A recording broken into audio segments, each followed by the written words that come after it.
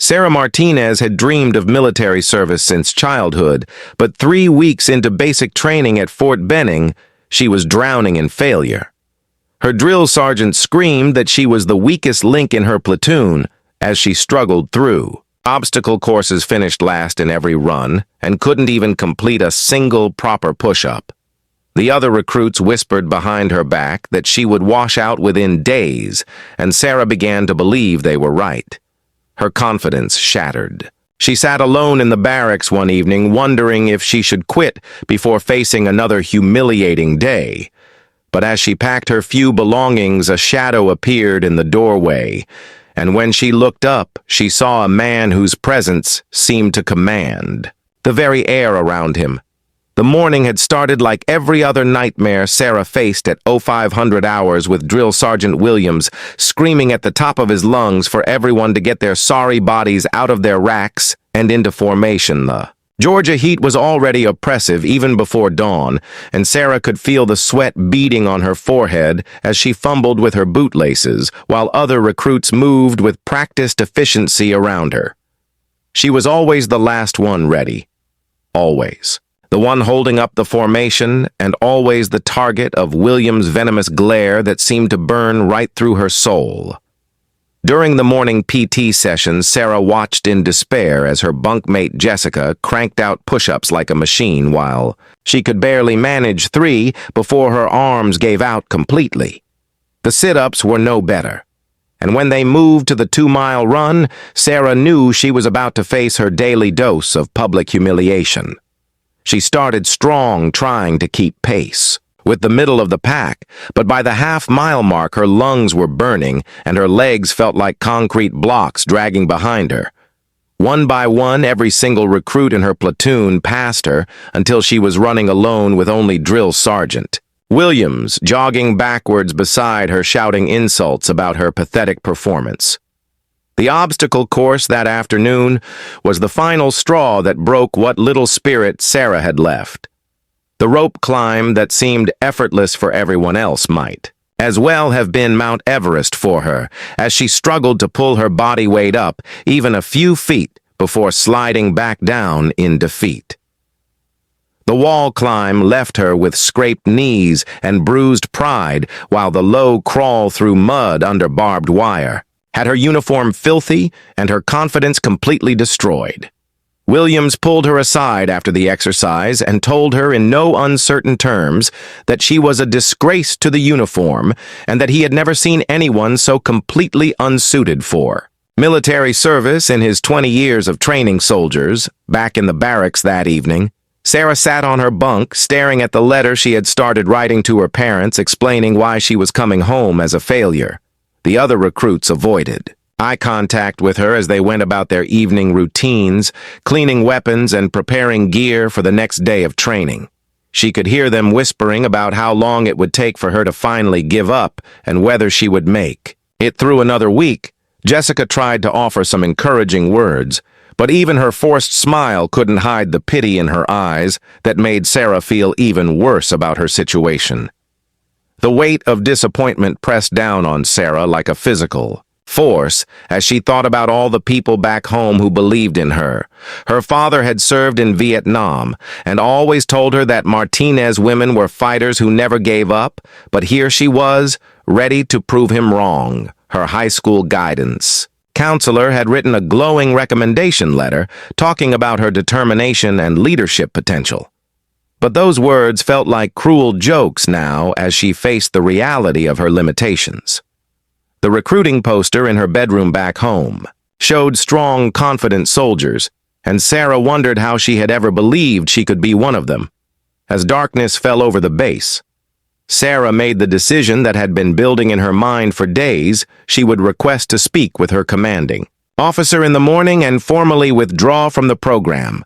Rather than continue to embarrass herself and hold back her fellow recruits, she would accept defeat and return to civilian life where she belonged. The thought brought both relief and crushing disappointment as she began to carefully fold her few personal items and place them in her duffel bag. Each item felt heavier than it should, as if the weight of her broken dreams was somehow transferring into the physical objects around. The barracks grew quiet as lights out approached, and Sarah found herself alone with her thoughts and the sound of her own heartbeat echoing in her ears. She wondered what she would tell people when they asked why she came home so soon and whether she would ever be able to look at herself in the mirror again without seeing the face of someone who quit when things got difficult. The military had been her plan. Her dream job. Her chance to serve something bigger than herself. And now it was, slipping away like sand through her fingers. Just as Sarah zipped up her bag and prepared to lie down for what she assumed would be her last night in the barracks, she noticed that the usual sounds of the base had grown strangely quiet. Even the distant sounds of night training exercises seemed muted, as if the world itself was holding its breath. The fluorescent lights cast harsh shadows across the empty bunks around her, and for a moment, Sarah felt completely alone in the universe with nothing but her failures for company. But then something changed in the atmosphere of the room, and Sarah felt the hair on the back of her neck stand up as if an electric current had suddenly filled the air. She looked toward the doorway, expecting to see one of her fellow recruits returning from the latrine, but instead she saw a silhouette that didn't belong to anyone in her unit. The figure stood perfectly still in the doorway, neither entering nor leaving, but simply observing her with an intensity that made Sarah's breath catch in her throat. The stranger introduced himself as Chief Petty Officer Jake Morrison, a Navy SEAL instructor who was visiting the base for cross-training exercises. He had been watching her struggles from afar and saw something in Sarah that even she couldn't see. Morrison told her that physical strength wasn't her problem, but rather her mind was defeating her before her body even had a chance to try. He gave her one simple order that would change everything: stop trying to be strong and start being relentless. The next morning, Sarah approached training differently. Instead of focusing on her weakness, she embraced the pain and pushed through it one breath at a time. Her times began improving, slowly, but her drill sergeants noticed something had shifted in her demeanor. However, just as Sarah started gaining confidence, a training accident during a live fire exercise would test everything Morrison had taught her. Morrison stepped into the barracks with the quiet confidence of someone who had faced death countless times and emerged victorious. His uniform bore no flashy decorations, but Sarah could sense the weight of experience in every measured movement he made as he approached her bunk. She noticed scars on his hands that told stories of battles fought in places most people would never see, and his eyes held a depth that seemed to look right through her excuses and self-doubt to something deeper that she had forgotten existed. He sat down on the edge of the bunk across from her without asking permission, and for several long moments simply studied her face as if reading a map of all her failures and fears. Morrison finally spoke in a voice that was neither harsh nor gentle, but carried an authority that made Sarah sit up straighter despite herself. He told her that he had been observing the training exercises for the past week and had watched her struggle not because she lacked ability, but because she was fighting the wrong battle entirely. Morrison explained that he had seen thousands of recruits come through military training and could spot the difference between those who would succeed and those who would fail within the first few days.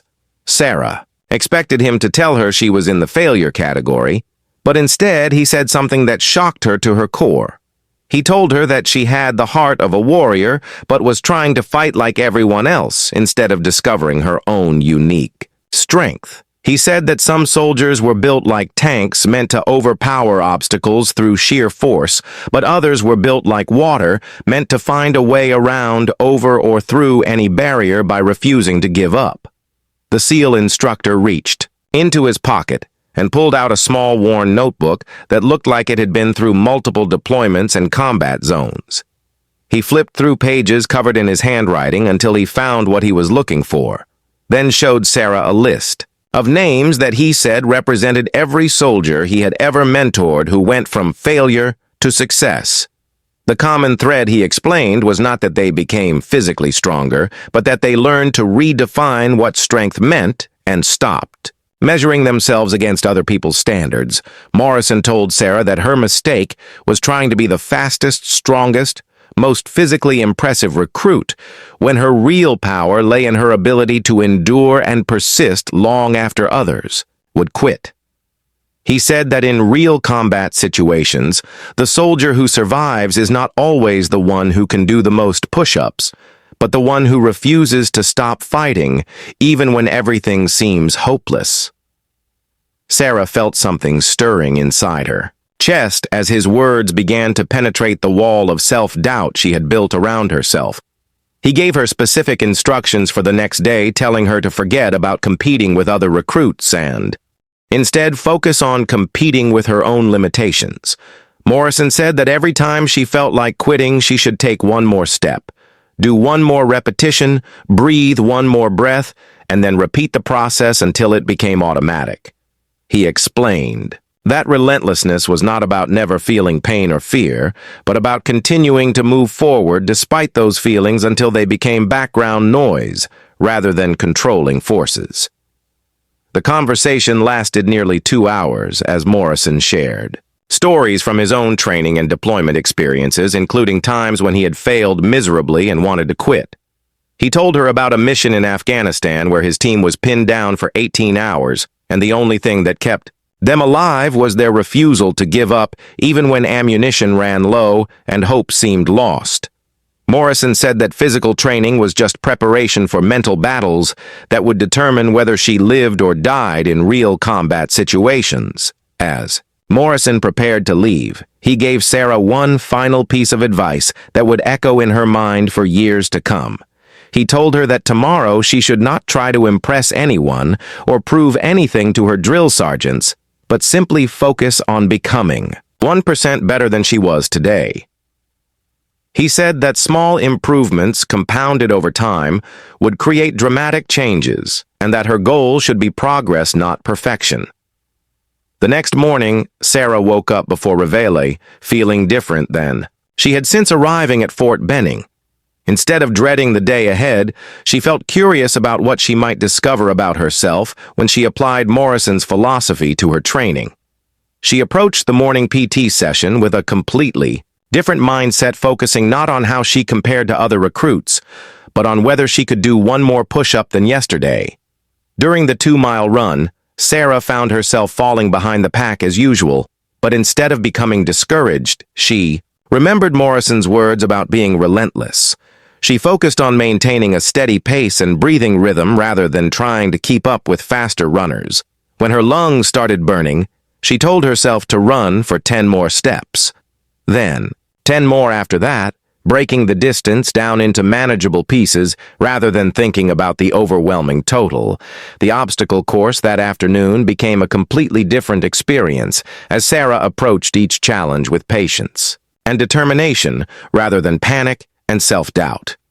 When she failed to complete the rope climb on her first attempt, she immediately tried again and then again until she managed to climb halfway up before her grip failed. Morrison's voice echoed in her head, reminding her that progress was more important than perfection, and she felt a spark of pride at her improvement. By the end of the week, Sarah noticed that other recruits were starting to look at her differently, and even Drill Sergeant Williams seemed puzzled by her transformation. She was still not the fastest or strongest in her platoon, but there was something unbreakable in her demeanor that had not been there before. However, her newfound confidence was about to face its ultimate test when live ammunition would turn training into a life-or-death situation that would prove whether Morrison's lessons could translate from theory into reality. During the night combat simulation, Sarah's squad leader was hit by friendly fire and lay bleeding in no man's land while enemy fire pinned down the rest of the unit. Every instinct told her to stay low and wait for backup, but Morrison's words echoed in her mind about being relentless, not strong. Sarah made a decision that shocked everyone. She crawled through 200 yards of simulated enemy fire, dragging her wounded squad leader to safety while bullets whizzed overhead. Her action saved a life and earned her the respect of every person on that base, including the drill sergeants, who had written her off. The story of her heroism spread quickly through the military community, and Sarah finally understood what Morrison meant about mental toughness. But her greatest test was still ahead when she received orders that would take her to the most dangerous place on Earth. The live fire exercise had been planned as the culmination of their combat training, with blank ammunition replaced by real bullets fired over their heads to simulate the chaos and terror of actual warfare. Sarah's platoon was tasked with advancing through a mock village while instructors playing enemy combatants fired live rounds from elevated positions designed to miss by safe margins, but create the psychological pressure of genuine combat. The exercise was meant to separate those who could function under extreme stress from those who would freeze when faced with the reality of warfare. Squad leader Corporal Martinez, no relation to Sarah despite sharing the same last name, had been leading their 8-person team through the simulated urban environment when the accident occurred. A miscommunication between instructors resulted in overlapping fields of fire, and a round that should have passed safely overhead instead struck Martinez in the shoulder, spinning him around and dropping him behind a concrete barrier in the middle of the training area. The simulation immediately halted as instructors realized what had happened, but Martinez lay wounded in an exposed position, while safety protocols prevented anyone from immediately rushing to his aid. Sarah watched from her covered position 30 yards away as blood pooled beneath Martinez's motionless form, and she could hear his labored breathing even over the ringing in her ears from the gunfire. The other members of her squad looked to their senior recruit Peterson for leadership, but he seemed frozen by the reality of seeing actual blood and injury during what was supposed to be a training exercise. The instructors were shouting commands and coordinating a medical response, but Sarah realized that every second of delay could mean the difference between Martinez living or bleeding out. In the dirt, Morrison's voice seemed to whisper in her ear, reminding her that relentlessness meant continuing to move forward when everyone else had stopped, and that real strength came from acting when action seemed impossible. Sarah made a split-second decision that would define the rest of her military career. Broke from her covered position and began low-crawling toward Martinez, while instructors shouted for her to stay back and wait for the all-clear signal. The journey across those 30 yards felt like crossing an entire battlefield as Sarah pulled herself forward on her elbows and knees, keeping her body as low as possible, while chunks of concrete exploded around her from instructors who were still firing to maintain the realism of the exercise until they could safely cease fire. The weight of her gear seemed to double with each movement, and her heart pounded so hard she thought it might burst from her chest. But Morrison's lessons about breaking impossible tasks into manageable pieces kept her moving 1 yard at a time. When Sarah reached Martinez, she found him conscious, but losing blood rapidly from a wound that had severed an artery in his shoulder. She applied pressure with her field dressing while assessing how to move him to safety without causing further injury. The concrete barrier that had stopped his fall was only 3 feet high and provided minimal cover from the elevated firing positions that surrounded the training area. Sarah realized that carrying Martinez in a traditional fireman's carry would expose both of them to potential crossfire from instructors who might not realize the exercise had become a real medical emergency.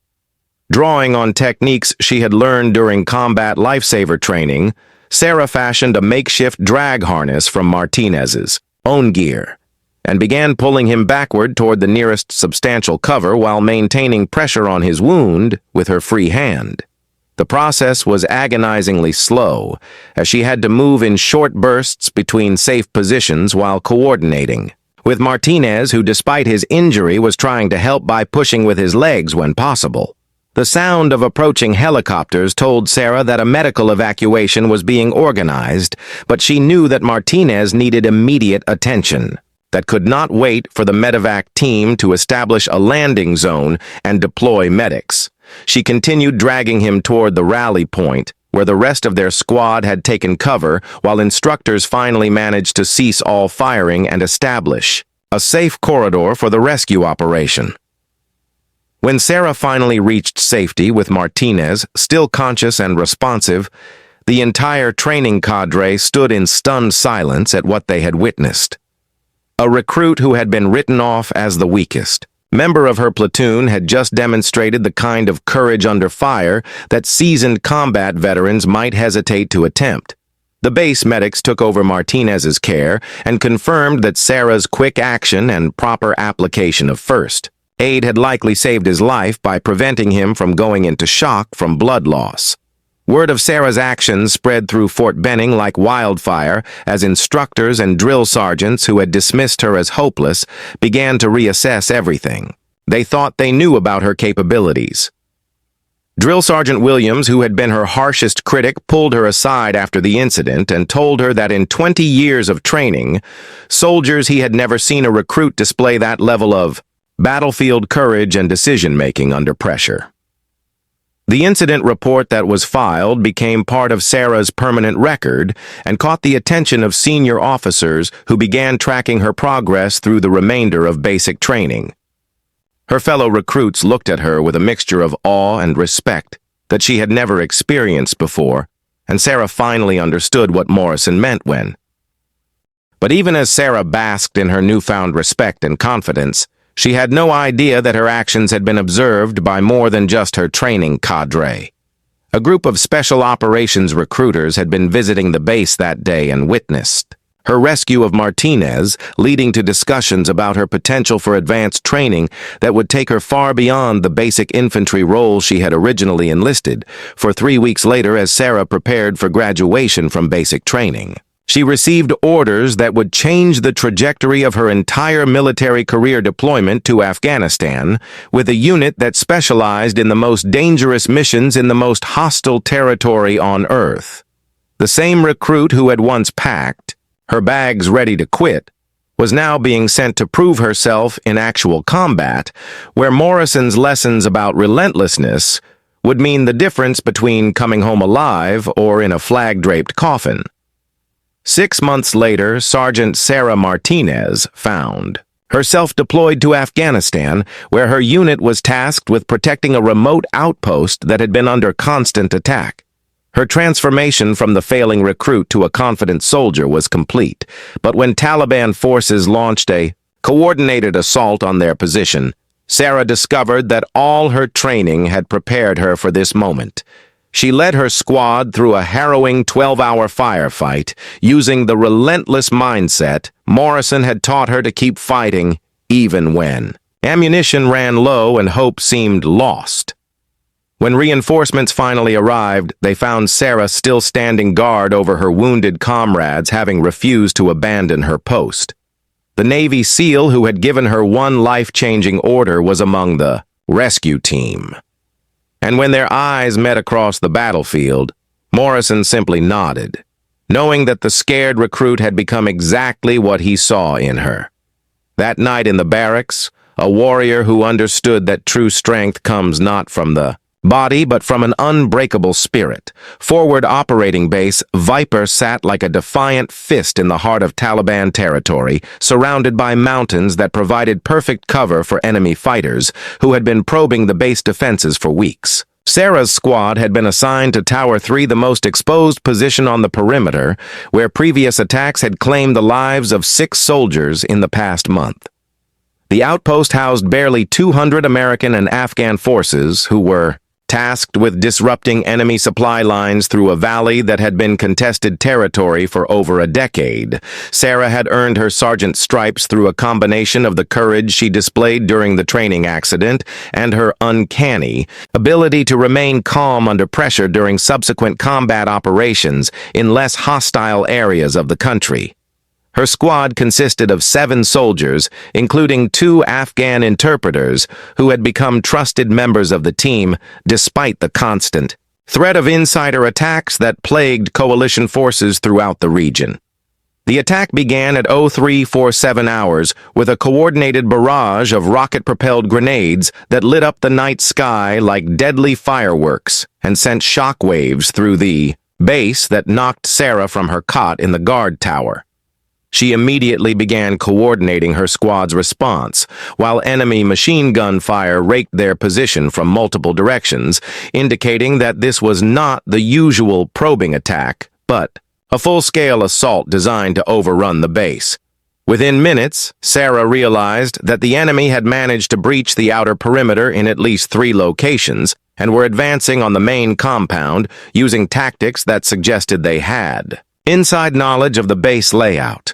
Her radio crackled with desperate calls for reinforcement from other positions as the Taliban fighters pressed their attack with a ferocity that caught even veteran soldiers off guard. Morrison's lessons about breaking impossible situations into manageable pieces became Sarah's lifeline as she organized her squad's defense of their sector while coordinating with adjacent positions to establish overlapping fields of fire.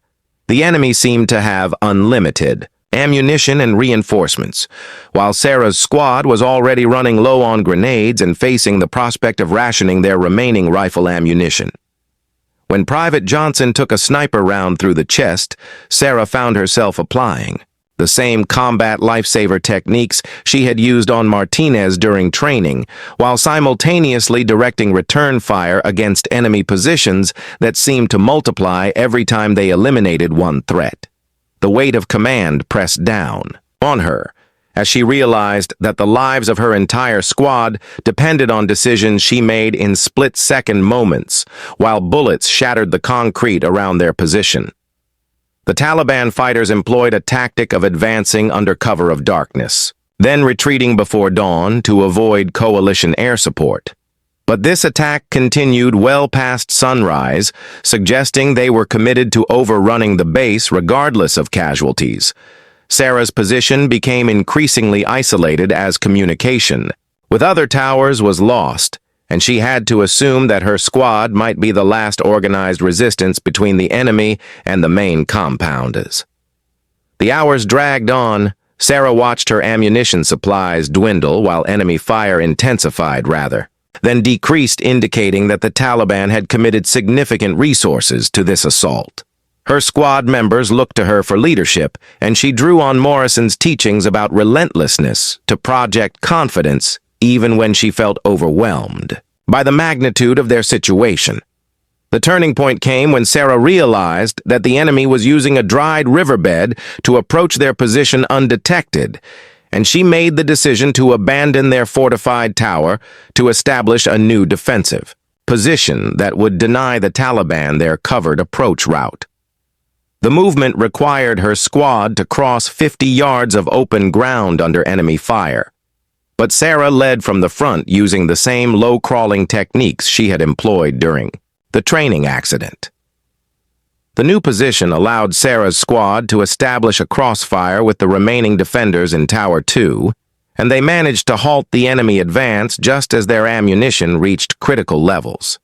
Sarah had been awake for over 18 hours and fighting continuously for 12, when she heard the distinctive sound of approaching helicopters that signaled the arrival of reinforcements. The rescue force that landed at FOB Viper included a joint team of Army Rangers and Navy SEALs who had been diverted from another mission when the base's distress calls reached higher command. Sarah was still directing her squad's fire when she noticed a familiar figure moving through the smoke and debris of the battlefield. With the purposeful stride of someone who had seen countless similar situations, Chief Petty Officer Morrison approached Sarah's position as the last enemy fighters were being eliminated or driven off, and when their eyes met across the devastated landscape, Sarah saw recognition and something that might have been pride in the SEAL instructor's weathered face. He surveyed the defensive position she had established and the condition of her squad members who, despite being wounded and exhausted, had maintained their fighting positions throughout the entire engagement. Morrison didn't speak immediately, but instead helped Sarah coordinate the medical evacuation of her wounded soldiers and the resupply of ammunition for the remaining defenders. As the immediate crisis passed, he finally approached Sarah, who was sitting on a pile of sandbags, staring at the sunrise that she had not been certain she would live to see.